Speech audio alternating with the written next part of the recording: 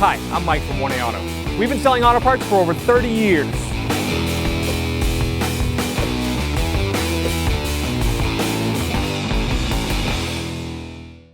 What's up guys, I'm Andy from 1A Auto. In this video, I'm going to show you how to remove this rear wiper cover on this 2013 Cadillac SRX.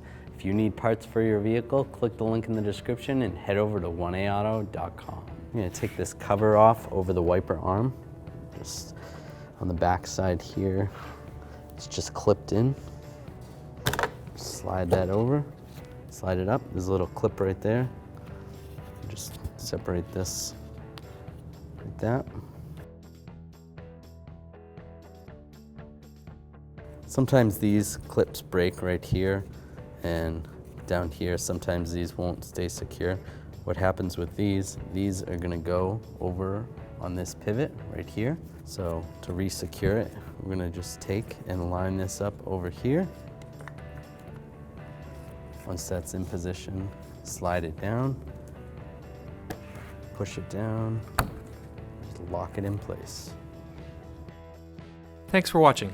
Visit us at 1AAuto.com for quality auto parts, fast and free shipping, and the best customer service in the industry.